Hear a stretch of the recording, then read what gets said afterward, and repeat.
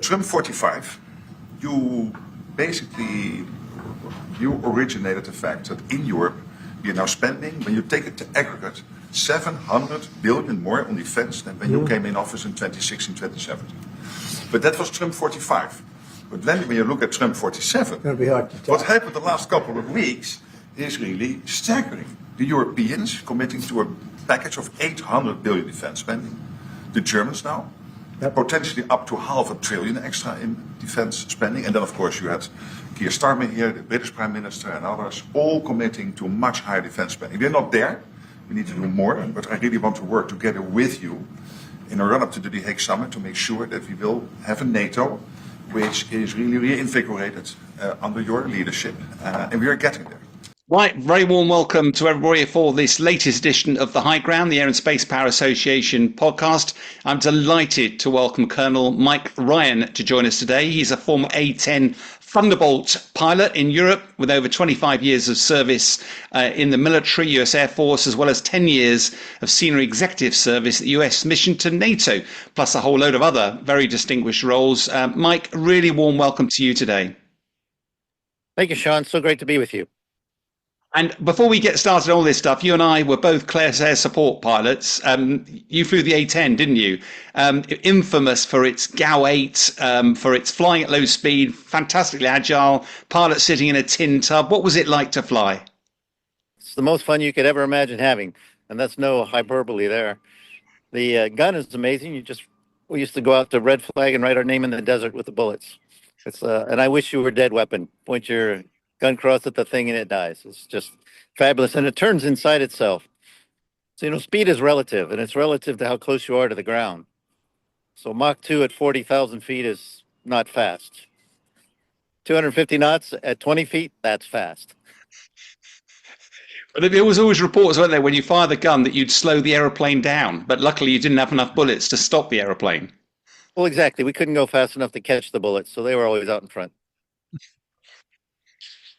Anyway, Mike, we're not here to banter you about flying. They're really keen to just chat. We've got a NATO summit coming up in The Hague in about a week's time. President Trump's coming over. Lots of conversations this side of the pond about what's American perspective on NATO. Is President Trump about to walk away? What's his approach to Ukraine? You and I have talked a little bit, and you have a rather fresher perspective of what this all looks like from your side of the pond. Can you give us a flavour of where you think Trump's going with NATO, the future of NATO? Do you think he's a fan, or do you think this is the death knell of the organization? Well, if I had a pound for every time I've heard that question in my career, I'd be a very rich man. So you didn't let the viewers on that I was in the first Trump administration as the Deputy Assistant Secretary of Defense for European and NATO policy. So I was the leading role in the Pentagon for this issue. And people don't realize that in the first Trump administration, we increased defense spending in Europe. President Trump did not take a single soldier out of Europe. He did want to take 12,000 out of Germany because they weren't paying their bills, but he didn't care where they went. And the SAC here at the time, General Todd Walters, Air Force fighter pilot, and the J5 at UCOM, another Air Force fighter pilot, came up with a great plan to move forces south and east, closer to the Black Sea area, which would have put us in a better position to deal with Putin in Ukraine. But when the Biden administration came in, they threw all that out and left things as they were. It was President Obama who actually took 2 Armored Brigade combat teams out of Europe without really talking to anybody for his famous pivot to Asia that went nowhere. So we have to keep a long-term perspective on this question. NATO is a group of friends, and friends from time to time have rows. So what is the row all about? Secretary Rubio, when he came to the Foreign Ministerial in April, had a press conference at the beginning, which I commend to your listeners, where he said, besides Secretary General Rutte, that President Trump is a big fan of NATO. The United States is as active in NATO today as it ever has been. What we in the United States are not a fan of is a NATO that can't meet its commitments. And that's why we see the 3.5% of defense spending to 5% of security spending that'll likely come out at the Hague Summit. So, in short, Europe needs to learn to take yes for an answer. Europe's always wanted to be the equal pillar of the transatlantic relationship, hasn't been able to do that without outside prompting. Well, here's the prompting. It's time to step up, and that's what we want to see. Mike, Greg, I think that's a fair judgment. And of course, the way it's viewed sometimes over here is is a lot more negative than that, which I think is unfair. And I remember Todd Walters as well. I remember working with him closely at the time. And you're right, there was no backward step. There was a complete alignment between where we thought our objectives were, what we thought the threats were. So I think everything you've just said is an absolute fair representation of his first term. I guess what's changed in this second term for him is Ukraine, which has clearly sort of brought the whole threat to the European part of NATO into stark perspective.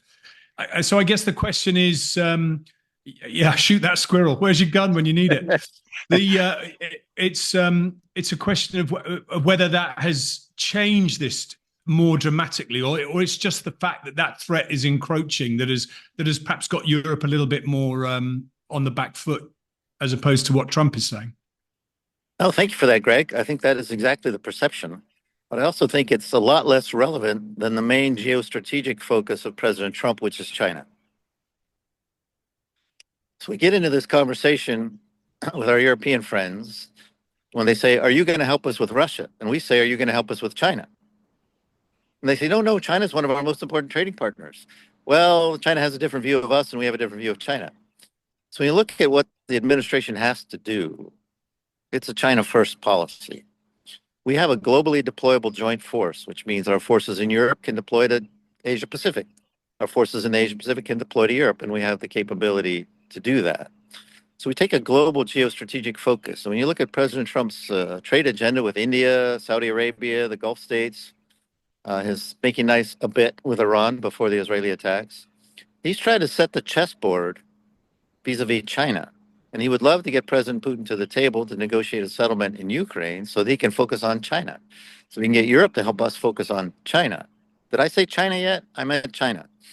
So Ukraine, in that perspective, is a European problem because the United States' other big issue is our deficit.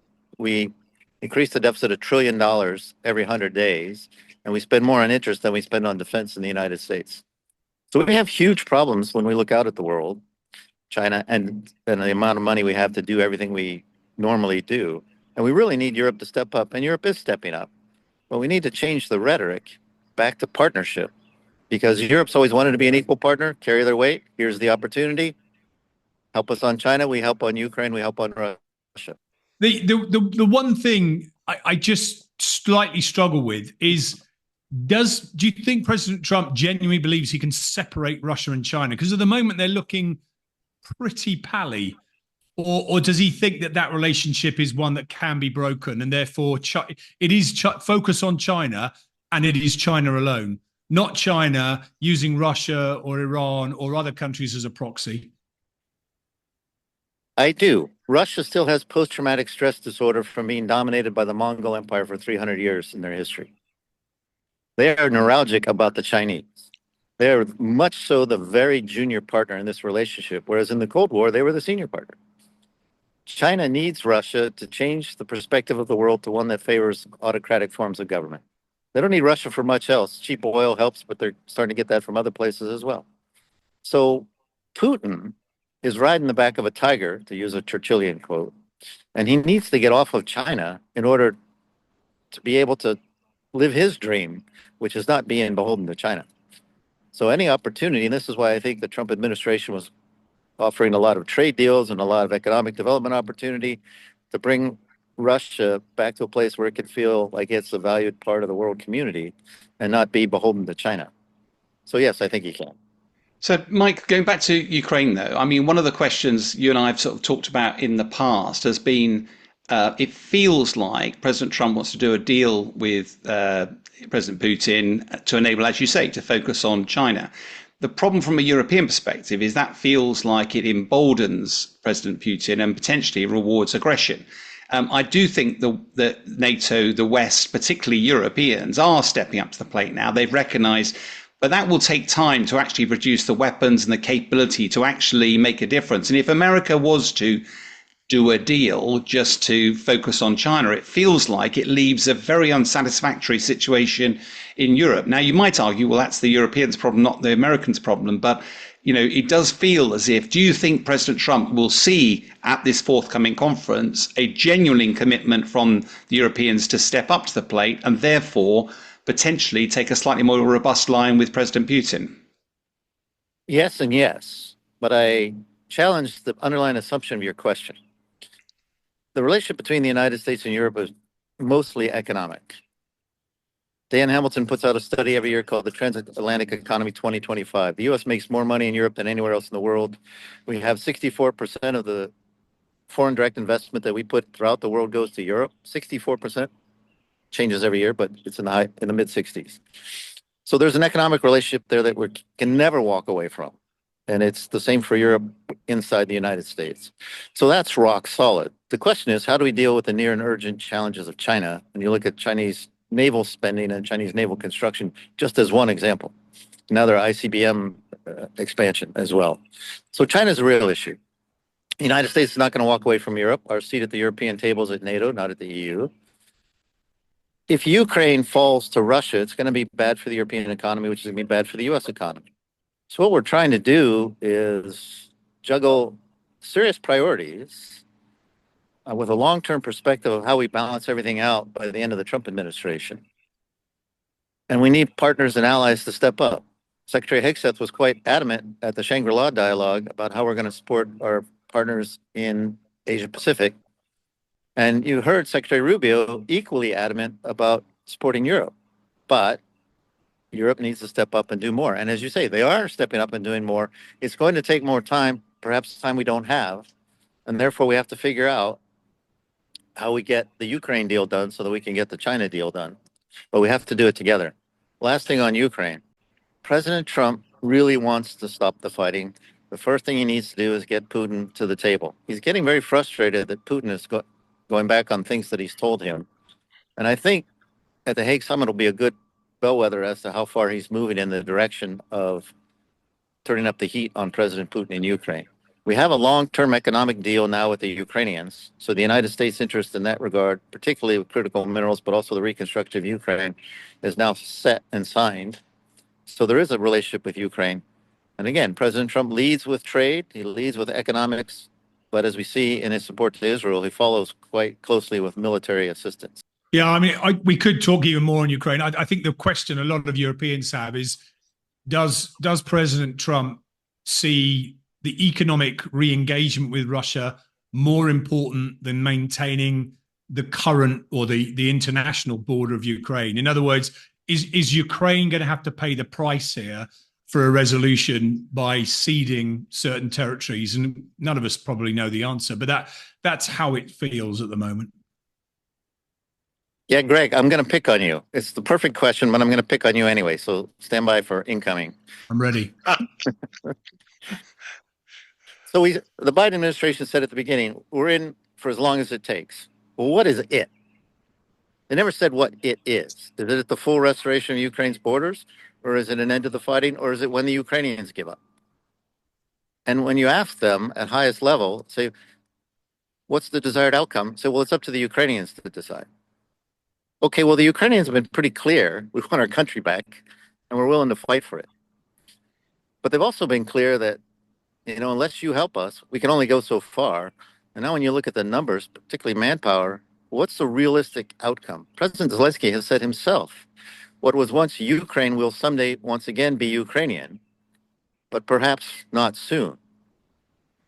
So there's a realistic understanding, I think, on all parts, except obviously in the mainstream media, that reality is setting in, that we want a free and independent Ukraine as much as we can have it, but we also need to stop the fighting so we can have that free and independent Ukraine. So the whole problem has always been, no one has come out and set a strategic objective for our military support. Are we trying to win? The former majority leader in the Senate asked Secretary Hegseth at a hearing last week, do you want Ukraine to win? He dodged the question. Yeah, look, it's an absolutely fair comeback. And militarily, we know this is almost an impossible situation to resolve. I guess what we would have been happier with is if everyone had maintained the economic sanctions and all the other pressures, maybe that could have forced Putin back to the table. But I guess let's drag this back to China, because if this was Taiwan we were talking about and not Ukraine, would we be saying, yeah, okay, giving up Taiwan is the price to keep a war with China away? Because that is going to be the conclusion of China potentially. That's what we're all worried about. Well, strategically, there are two very different military situations. So we know Taiwan is the center of the island chain strategy. It's the anchor in the first island chain. If the Chinese get naval bases in Taiwan, then they can move out into the Indo-Pacific much the same way Imperial Japan did in the 1930s. And then that's game on for everybody. People forget that most of China's economy runs off 85% import-export, which is in the ports in northwest China, which is off the Sea of Japan and next to South Korea. They're in an incredibly vulnerable strategic position, all things being equal. Ukraine is important. It's strategically important for the Russians based on their security perceptions. They will always be in a state of constant confrontation, no matter where the borderline is drawn after the war. They're going to continue to do what they do, particularly under President Putin. So a peace in Ukraine has to be imposed on them, but it has to be palatable. So they have to get something, even though their mentality is win-lose across the board. They're going to lose in Ukraine, but they have to be able, at least for domestic consumption, to show some positive result for it. Otherwise, it's the end of the Putin regime. So it's two completely different questions. The Taiwan question gets into the state of the global economy more so than Ukraine does, although Ukraine significantly in the global economy because of its food resources.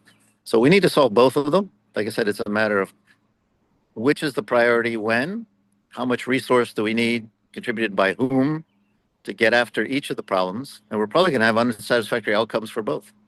And we have to prepare for that. Mike, can I also, one of the things, I mean, we'll run out of time, unfortunately, and I'm sure we'll have to pick up this another time, but you used the word strategy several times. One of the things I do wonder about is whether or not, the leader of the free world, the president, a lot of the stuff that comes out, at least in our media and our interpretation, seems to be not strategy. It seems to be tactics. Do you, almost reaction, waking up in the morning, what am I going to do today? Do you think that there is a body of people around President Trump that actually is thinking strategically about this? Or do you think part of the refreshing approach of President Trump is the ability just to start thinking more tactically and be more disruptive? Well, that's a great question, Sean. And obviously, it depends on which individuals we're talking about, but I think it's both. I don't think President Trump has a strategy. He has maybe a 5-step plan in his mind going based off his instincts. I mean, which are pretty good. If you look what he's done in his life, it's pretty good. He takes a completely different approach, which is driving all of us strategists a bit bonkers because we never studied those aspects of the elements of national power, but they are elements of national power. There are keen strategists, such as the Undersecretary of Defense for Policy, Elbridge Colby, that's the number 3 position in the Pentagon, who's really focused on the strategy. He's China first through and through. The Deputy Secretary of Defense is an industry guy, and he's focused on resetting the industrial perspective of the Pentagon. And Secretary Hegseth's basically doing the public relations and going out and managing the strategic relationships. So there are people there. The reduction of the staff on the National Security Council was a brilliant move because it was designed to be a small thinking staff, not a management staff. And it had grown into this huge management behemoth that was unwieldy.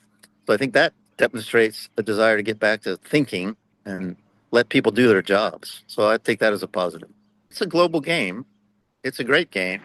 The autocrats have strategic patience. They have unity of effort and unity of purpose. And they're undermining our ability to engage militarily around the world by buying up critical infrastructure and using cyber attacks to undermine our ability to deploy. They're mucking about in our societies to interrupt our ability to make coherent decisions about the use of force. And it goes on and on and on. And that's taking place in Europe, it's taking place inside the United States, and it's in the global South. And so we have to look at these challenges globally across all the elements of national power, across the whole of society, the whole of government, and the private sector, and use the power that we have, which is what President Trump's doing, wielding the economic power of the United States. And if they get on board with the Europeans, or the other way around, and we wield together, then we're unstoppable. And then the military cohesion built through NATO, applied out in the Asia Pacific, gives confidence to our Asia Pacific allies and partners that they too can work together, not as an Asian NATO, but A little more interoperability, a little more sharing of planning, a little more understanding and exercising together would really send a message to the Chinese that if they go to war, they're going to lose all their economic markets for their exports because everyone's going to be against them. And if we can do that, we can deter them from Taiwan. Yeah, And it's very really much the NATO refreshing. role.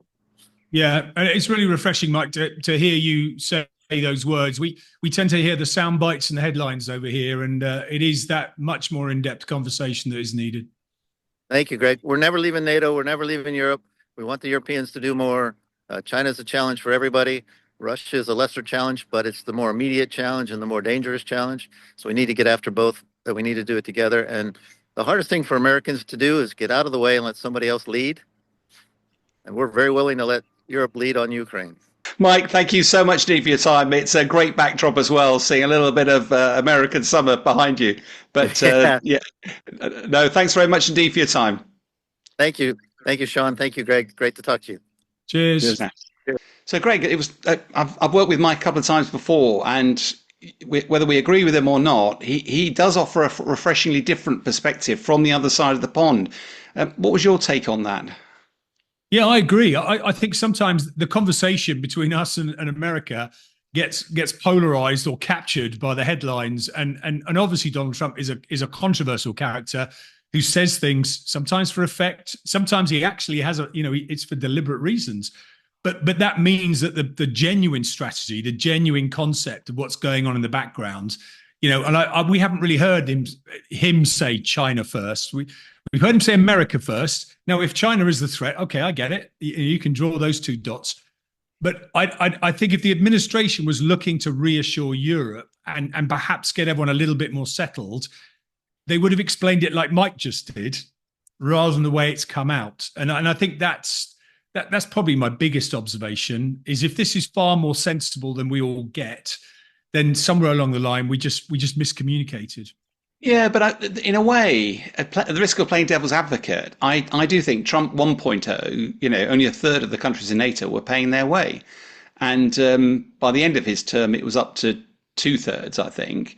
But even so, when America spends so much money on defense, the danger is it sees Europe as freeloading. And it's been pretty clear that some of his administration have used words like that. And therefore, if you're a businessman and you want to get people to spend more, you're not going to do it diplomatically. You're going to do it through fear, and people suddenly going. And in a way, therefore, the conflict between Russia and Ukraine, he's leveraging in order to go, if you think I'm there, a strategic backstop for you, think again. You've got to step up to the plate. He's even said as much in some of his, some of his rallies.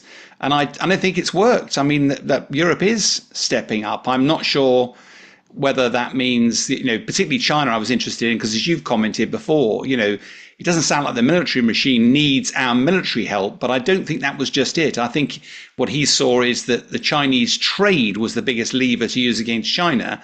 And actually, if it isn't just America against China, but whole of Europe, then China would have to think twice about going into Taiwan, not because it couldn't do it militarily, but because the punishment it would get through trade would be so draconian that the benefits would be far outweighed by the risks.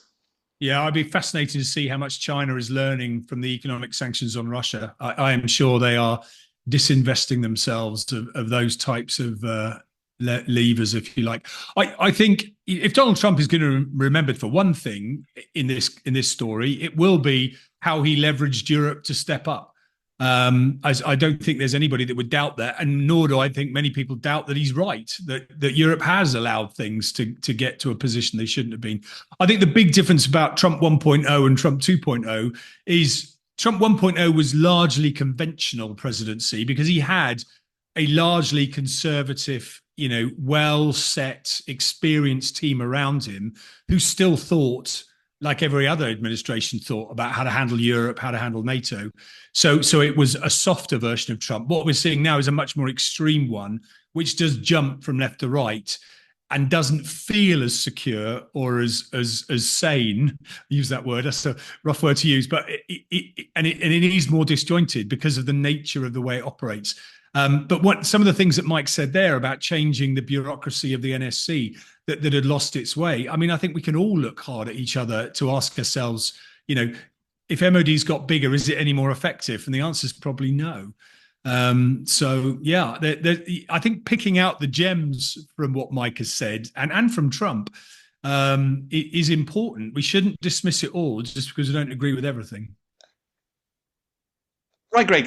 The other one I'd really like to talk about this week is that with the Russia invasion of Ukraine, largely Russia is the larger military. It's grinding away, taking huge casualties, but is prevailing on the battlefield. Israel has now just taken on Iran. Israel is significantly smaller, both geographically and militarily, or at least by mass. And yet Israel is conducting a very, very well-planned campaign, largely in the air and space domain, and seems to have literally stripped down Iran's air defenses and operating with impunity, has complete air superiority over most of Iran. What's your take on this strategy and Israel's use of air power? Yeah, this is truly fascinating. I mean, put the politics to one side, because the Gaza conflict and the Israel-Iran conflict are two very different challenges. I think too often we see them through one lens and not the other. And I think we need to separate out here what is effectively a direct conflict with Iran, and with no proxies involved in this particular exchange. I think that's the biggest difference. If you read the SDR, it talks a lot about learning lessons from Ukraine and, drones in Ukraine and this in Ukraine and that in Ukraine. The Ukraine-Russia war is two countries with a shared land border. That is a very different fight. Israel and Iran have quite a large gap between their two countries. Now, stand fast proxies, it is far more like the situation that the UK faces vis-a-vis Russia in terms of distance and separation. So actually the lessons from this, and particularly the lessons of air power, and how that's been employed in all sorts of innovative ways as well as conventional ways, I think is a far more relevant operation from a UK perspective than a Russia-Ukraine land battle with a land border. I think it's also, though, it's about what I've been fascinated about is the planning for it. I mean, you just imagine you're Benjamin Netanyahu, you're the political, I'm your military guy. You're going to say to me, look, eventually we're going to have to take down Iran's nuclear capability. I know, the politicians are going to try, there's going to be lots of international diplomacy, but frankly, we know we're going to have to do it. So go away for a few years and plan what that looks like in the same sort of way that they did against Hezbollah with the walkie-talkies. That was years worth of planning. And when you watched how they unfolded this, you and I both as air practitioners, the first thing you need to do is roll back the air defenses. Well, that wasn't quite the first thing they did. The first thing they did was when we need to take out the scientists, because if you take out the scientists, they're mobile. If we give them any warning, they'll go underground. So we'll take them out first. Then we'll take down the air defenses, and not only using air and missiles, but also Mossad agents going onto the ground, identifying where these things are in the desert, and then using drones to take them out systematically, making effectively Iran blind, and then using the Joint Strike Fighter, the F-35s, to go in. And to my knowledge, I don't think we've seen any Iranian fighter jets over Israel. We've also, I don't think, seen any Iranian fighter jets going up to try to defend their skies. And given that the Iranians have, MiG-29s, I think they've got Mirage F1s and F-14s. Why do you think Iran has proven to be such a relatively easy rollover? In a matter of hours, it feels that Israel has now got complete air dominance over most of Iran. Yeah, and it's not the first time we've seen it, of course. So last year, I think April last year, when Iran struck Israel directly on the back of that attack in the Lebanon, if I remember rightly, on some of the IRGC leaders. Even we got involved in the defense of Israel for that one. But when Israel eventually did do strikes within Iran itself, again, from what we can gather, no casualties and pretty much operating with impunity. So it's not the first time they've demonstrated the ability to operate with relative freedom. I think going back to your first point, the planning, because when we saw Spider's Web, the Ukrainian mission the other week against the long range, we talked about an 18-month, gestation period for that plan to come together. Israel has been watching the Iranian nuclear time clock ticking down for decades. So this was going to happen. It was going to happen one day. And obviously the recent talks has merely convinced Israel that now was the time. And so they've done what they've done. But I think the big difference is in the UK, when we do contingency planning, it's a really pretty folder on a shelf. and it gets reviewed periodically to make sure it's up to date.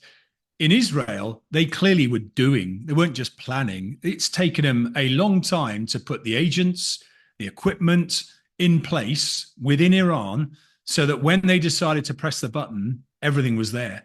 So yeah, goodness knows how long they'd been putting equipment and tactics and various procedures in place within Iran itself. So that, and keeping that quiet, and we saw what they did with the pagers. So we know how innovative and clever they can be. So yeah, I think it is fascinating. And what that's allowed them to do is it's allowed them to do what we know as the SEAD mission, the suppression of enemy air defenses, in a very, very different way that has effectively paved the way for their much more advanced air weaponry to then come in and really do the mopping up, and is still doing so with, it would appear, zero losses, at least in the air. Yeah, I still don't understand how they can get zero losses, because you and I have both been involved in lots of conflicts, and it is a dangerous airspace. There's lots going on all the time. I've seen some newspapers talk about, well, it's F-35s, it's stealthy. And you go, hang on, it's not a Klingon cloaking device. It's not able to operate without anybody seeing it. It just means it's more difficult to see. I think the one thing also that caught my eye was, it's one thing targeting stuff above the ground, but the nuclear capability, you said, it's very clear that Israel knew this day was going to come. But then Iran must have also known that this day was going to come, which is why they buried some of this stuff in mountainsides and deep underground. Bunker busters are all very well, but to my knowledge, I think they've only got the GBO-28s, which I think the £5,000 bunker busters. You probably need to have the American, what is it, mother of all bombs, or MOP, or is it a massive ordnance penetrator, 30,000 pounds of high explosive going in. But of course, your jet, my jet, could never carry even the lighter versions of these. Yeah. So how are they going to get into those deep sites? Well, first of all, I mean, and you're absolutely right. I think this now does come down to the types of specialist weapons if you are genuinely going to destroy an underground network. And of course, there's all sorts of questions about that. Blowing up nuclear sites has implications in other ways. You start spreading fissile material over the place. I have seen a lot of video and footage of F-16s and F-15s carrying ordnance. So I think they've done such a good job in taking out the Iranian system and decapitating their military that Iran is in such turmoil, or at least it has been for the first few days, that they have been able to get F-16s and F-15s in there, and they can pretty much bomb with impunity. And any aircraft that tries to get airborne probably wouldn't last very long. And quite a few of them have been struck on the ground. There we go again, back to protecting your aircraft on the ground. So, yeah, the question is now, does 2 weeks, 3 weeks, 3 months of bombing the same hole in the ground eventually get you through to the deep target? I think that is the question. And the question has always been, can you take out the scientists and the clever bits? Because the fissile material at the end of the day is just fissile material. In the end, it has to be turned into a weapon. And that does require different skills and different technologies. And has Israel timed its attack to basically cut the gap between the fissile material and the weapon being manufactured, and take out the right scientists? So yeah, it looks great, and Israel have clearly held the upper hand for the best part of a week. Will it actually achieve its aim? That is the key question. Well, the other bit of the aim was I've had a couple of interviews this week where they've talked about Benjamin Netanyahu's call for a regime change and whether or not this would lead to regime change. I have to say I'm somewhat skeptical about that. Firstly, I would admit that the more I try and learn about the Middle East, the more I realize I don't know. So I would never try and claim to be an expert. But I do, having worked in the UAE and Saudi before, I'm well aware that Iran is a bit of a black sheep of the family of the sort of Arab world, and therefore they wouldn't mind if Iran didn't get a nuclear weapon. But the whole idea of regime change, whenever I've worked in the Middle East, there's always a sense of paranoia about another wave of an Arab Spring coming through and people being liberated. Because even in UAE and Saudi, it's still it's not a democracy, and therefore nobody wants the people to suddenly rise up. So I suspect there wouldn't be support if this changed from simply neutering Iran's nuclear capability and shifted towards a regime change. I suspect we'd see a very, very different. What's your take on that? Yeah, I'm not sure many people look forward to the day that Iran is nuclear equipped. I mean, they play dirty, the use of proxies. And let's not kid ourselves here. As bad as many people are trying to paint the Israeli action, and of course conflating it with the one in Gaza because they just lump it together. Iran has been funding proxies, including Hamas, including Hezbollah, including the Houthis, who do, nasty things. And just look at the Houthis against innocent shipping. So the idea that Iran are the good guys, I'm afraid, is a bit of a stretch. I think the real challenge here is that what Israel has done is it's done our dirty work for us. And how do you say, thank God for that, well done, carry on and keep doing it, please? Do you join in? And I don't think we're quite there yet. America must be wondering, because I can tell you for nothing, America, and when I used to speak to American commanders in the Gulf, whether it was over Iraq, Syria, or anywhere, they always said the number one threat and the number one target they worry about every morning of every day is Iran. It was always the problem. Everything else either stemmed from it, was funded by it, or had added complications because of it. So Iran is the problem child in that region. And there is a belief that if Iran suddenly changed its tune and became a more friendly, more normal member of the community, that things would get a lot easier in that part of the world. And there's a lot of truth in that. What about the response options? Because I think one of the things that's been interesting in the media at the moment is, the media reporting tit for tat, as this is sort of just a continuation of what's been happening between Israel and Iran. And, Israel launched these attacks. So Iran launched 100 drones, then it launched a whole load of ballistic missiles and the like. They seem not to. Iran seems to have dialed down a little bit some of the missiles coming across. And you do wonder, despite the rhetoric, what else is it that Iran can do? It feels like, short of doing a ground invasion, and as you said, it's 1,000 miles, they're not going to do that in a hurry. What are their options? It feels like they are very vulnerable at the moment. They are. I mean, what you've got is an armed forces. And of course, we talk about the IRGC, the Republican Guard, rather than the armed forces. They often operate in the shadows through proxy agents or through maintaining this very long range sort of Hail Mary solution with very little in between. Yes, there's a lot of people in their military and their army, but we know that a lot of that is quite hollow, that push come to shove, it isn't actually going to be that effective. So it's always been their long range systems that they seem to have invested the most money in. And I think that is going to be the fascinating thing to watch over the next week or so is, has Iran got the capacity to continue to fire at Israel? And what effect will that have? Because we've already learned that the Iron Dome is not infallible. Okay, things get through, and even when you shoot things down, they still land on the ground, so that they still hurt people. And even the ones in the atmospheric are now bits of metal flying around, banging into satellites. So this has implications much wider than what we're seeing on the TV. But if Iran can continue those salvos up and begin to put the Israeli population under more pressure, then that's going to be an interesting thing to watch as to whether Israeli air power trumps Iranian ballistic missile capability. But I think there's another lesson here for us. Israel is far more resistant and resilient to cope with that type of a war. They have underground bunkers, they have a warning system, they have the ability to protect themselves and recover. And therefore, maybe they are in it for the long term. I'm not sure that Netanyahu got the Israeli people's vote as to whether they were up for it, but they're up for it now. And I think, they'll be saying better to take the medicine now and not next time it being a nuclear weapon, and better to just take a few hundred ballistic missiles in order to take that threat out once and for all. So sure, there's some really powerful lessons here, aren't there? A, because the Israelis have quite a significant air force, and they are using air power to effectively win a conflict, to roll back the Iranian military and make them powerless so that they can strike with impunity. But also they've got this Iron Dome system. It's more than just the Iron Dome. It's a multi-layered approach to protect them at home. If you transpose that, we don't have anything like that in the UK. We don't have a ballistic missile defense capability at all. There's been talk about, I think in the defense review, putting $1 billion pounds towards something, well, that's the price of a single Patriot system.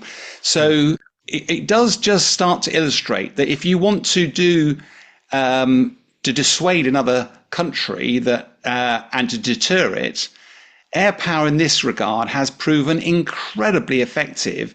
And whilst it's tragic to see anybody lose their lives, we're not seeing a grinding war of attrition. We are simply seeing Israel doing surgical strikes to take out the enemy's capability. And I think there's some interesting lessons for our own defensive capability that will flow from this.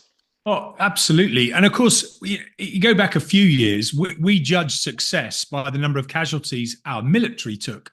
And we would literally, count the numbers and worry about whether it was too many or whatever. What we're talking about now is a military that's become largely immune to attack because of its superiority in the ways tactics, but it's the home population that takes the casualties and becomes, if you like, the other target. So this is total war. And it's not dissimilar to 1940. We're talking about, the bombing of Germany and Germany bombing London and the cities of the UK. This is 1940s type warfare, albeit fought with high-tech weapons. But the concept is exactly the same. It is a question for national resilience, because if wars are going to be fought over longer range, and they are, and again, this is where the falsehoods of Ukraine come out. We're seeing a battle in Ukraine where it's all happening within 20, 30 miles, where all the casualties are largely in that space. Yeah, of course, there are civilian casualties because of some of those long-range attacks. But the Israel-Iran one is exactly what the UK needs to be thinking about, because that is the nature of a long-range war. So, given you've described it as a total war, and yet the Brits were asked to help. And in the last couple of days, we've heard the British government talking about assisting and sending military assets. They were somewhat circumspect about what they might be. And then later it was talking about Typhoon jets. That prompted Iran to issue its own warnings to say anybody who gets involved in helping Israel becomes a justifiable target itself. I'm going to dismiss that in a way, because the last thing Iran needs when it's exposed is having America jumping into this war as well. I mean, that would be fatal for the leadership, I have no doubt at all. But given that we're quite stretched anyway, what sort of assistance do you think that actually means from the UK? I have been watching the language, and I've been very careful because a lot of it's been reported speech, because I think Keir Starmer said some of these things on the flight over to the G7. So it's what the journalists heard Keir Starmer say that's been reported back. My take on this is had this been had Iran attacked Western targets, had British bases, American bases in the Middle East been attacked by Iran unprovoked, we would be in. Okay, we would be pushing in whatever assets we could afford in order to defend or do whatever we would have to do against Iran. And the US would definitely do that too. Now, clearly, this has caught everyone off guard, including probably the Americans. Although you can see a bit of a move of everything American moving towards that part of the world. So they're clearly energized by it. So that's one thing. We would have absolutely taken part in that, because this has been an Israeli-generated attack. The UK is now tiptoeing on this delicate balance of being seen to assist Israel in a preemptive strike, even if privately we're thinking, oh, good on you, I hope you do well. But publicly, we're not involved, it's de-escalation. Well, but for the next couple of weeks, can you please finish them off? The aeroplanes that we have sent, I won't speculate where they may have gone, but they will have gone to existing locations. Let's leave it at that. Is to give us options. We've got thousands of people, civilians, living with British passports, living in the Middle East.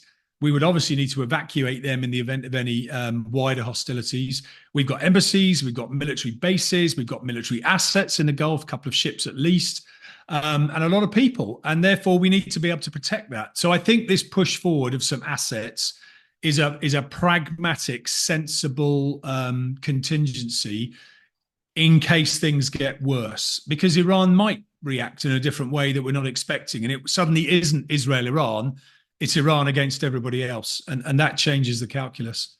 Yeah, I think part of what the media picked up on was that the government made a big thing when that 300 barrage of missiles had come across, and the Royal Air Force has sent 2 or 4 typhoons that were shooting down some of this stuff.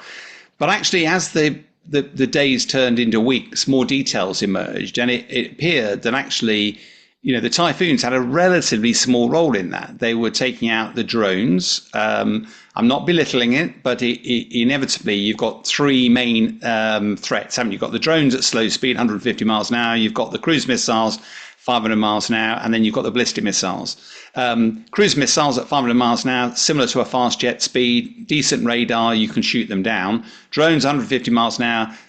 Yeah, obviously very slow. You need a different sort of threat. They're only 20 grand a drone. You don't want to be firing a 200,000 pound missile at each one, and the ballistic missiles, obviously, there's no defense against. My point being was that the typhoons had a very limited utility there, and therefore it's quite possible that they would not be used to shoot down missiles, but they could be used to backfill American assets that are involved on the eastern flank of NATO, and as you say, simply bolster the Western military presence in the region. They wouldn't necessarily have to be directly involved. Yeah, absolutely not. And whilst that might end up being a result of their deployment, I don't think we're there quite yet. I think the ballistic missiles are not something the typhoons are set up to intercept. So that is very much Israel's problem. But there are still drones going in. So in theory, it could help. And of course, we're still operating in Syria and Iraq as part of a wider campaign. And we can probably expect Iran to shake the proxies up a bit and cause a bit more mischief elsewhere in the region. So there's a lot that could happen. Just for the viewers here, I mean, the RAF documentary, I think it was called RAF Top Guns or Top Gun. I wonder where they got that name from. There's a really good episode that actually shows live video footage of exactly those intercepts from April last year, which are well worth the watch. But you're right, it's modest. But of course, Israel, A, might appreciate the help, and secondly, will definitely appreciate not being alone. And it might be a signal to Iran that you can't keep doing this. How do you think this will end? When do you think and I guess part of it is when the answer there lies in when the military campaign is finished, but inevitably, I imagine international pressure will gradually ramp up as well. It feels a little bit like one of those, if you want to destroy Iran's, so you'll be going at it for years. If you want to degrade it, they've done that already. So what do you think will be the trigger for them calling it a day? Yeah, it's the question, almost impossible to answer. I mean, first of all, we've got to respect. I say respect. We've got to honour the fact that Israel has made a choice here, and they've made a choice that they're going all in. Because let's be honest, if they don't go all in and they don't take it out, it's only going to come back in a year's time or whatever it might be. So, and Iran is only going to come to the conclusion, right, well, we're not going to build it and then threaten. We're going to build it and use it on day one, and just wipe them off face the earth. And I think that's how Israel feels this will go. So the idea that Israel is going to stop halfway, I think is a bit fanciful. They can't go half in on this. They've got to go all in. And who knows what their plan is, and who knows how effective they will be. So that is the question. I've seen rumors of 12 to 14 day campaign planning, and even Israel is going to run out of weapons. It just is, or fuel or whatever. So in the end, there's a finite time here that can function. If Iran is going to topple because the Iranian people see this as their opportunity, that it's weak, leadership has gone, and there is a genuine uprising that then has another Iranian revolution, that is another outcome that could happen. It's hard to see another one that's going to work because all of the others have their flaws or potentially drag all of us or some of us into something far more protracted, which is what nobody wants. And finally, I guess, we were focused on the typhoons, tip of the sword for military support. But one of the things that struck me looking at the region is Israel is over 1,000 miles away from Tehran. The distances involved for any air power, getting any military jet, a 2,000-mile round trip plus some combat fuel, it's not going to be able to do that on internal tanks alone. So air-to-air refueling is going to be absolutely key. Do you think that the RAF's Voyager aircraft, we've got 14 of them, I think, is another one of those enablers that might have been deployed to the region because some of the Rangers involved in this air campaign will need a lot of airborne gas station capability. Well, you could come to that conclusion, but interestingly, most of the Israeli aircraft are American boom-equipped aircraft. So our drogue tanker doesn't work with their assets, so that creates some challenges for them. The thing that the viewers here need to understand is if you in any way assist a nation, either providing intelligence or the air bases or the fuel to get to the target, you are by definition implicated in that act. And therefore, if there's any breaking of international law of armed conflict, you are complicit. So giving gas away is merely, you're aiding and abetting, you could argue. So if the UK is currently holding its line of de-escalation, it would be entirely hypocritical of it to be giving gas to allow Israel to get to the target. So no, I do not believe either we have done it, or that we, because if we are, then we've been lying, or that we plan to do it, because I do genuinely believe it is not in our national interest right now to be part of what is very much one nation strikes on another, because Iran has never said it's building a nuclear weapon to nuke the UK. It's made it quite clear what they're there for.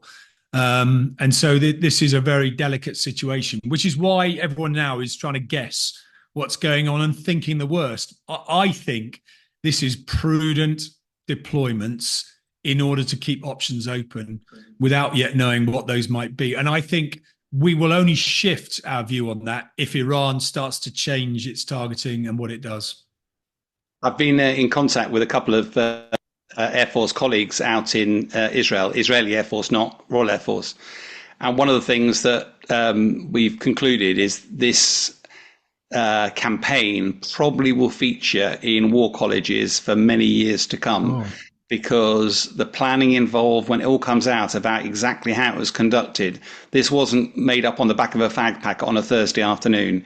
And this so far has proven to be amazingly effective, very limited damage to the Israeli military machine, and yet completely taken the roof off Iran and left it completely exposed. How it ends, we'll have to wait and see. But I think there are some very interesting lessons, not only for how air power is developed, but also for our own national security and the way that we should be responding on the defence review. Yeah, absolutely. I mean, you and I would have studied the Six-Day War in some detail because of the lessons that provided. But there was a rather tactical, very relatively short battle where Israel clearly predominated, having learnt its own lessons from previous wars. I mean, I was thinking back on this. So the Black Buck raid of the Falklands was an incredible, feat of whatever to get one Vulcan all the way to the Falklands and back. And then we saw Spider's Web 2 weeks ago, which was the use of drones within a country, long-term play. What we've seen here is those two things combined in a much more complex world and sustained over a much long period of time against hardened targets with heavy defenses and. Yeah, this is those two on steroids and some. Yeah, so books, films, you name it. But yeah, this is the future. And interestingly, you made the point right at the beginning. For all those that think the answer is drones, actually the answer is a combination of the two. And this is a really good demonstration of how they can work together to achieve an aim. And I think that's what we in the West are still struggling with, about how to combine those two, different ends of the spectrum and become far, far better than the sum of the parts. And Israel have definitely signposted the way there.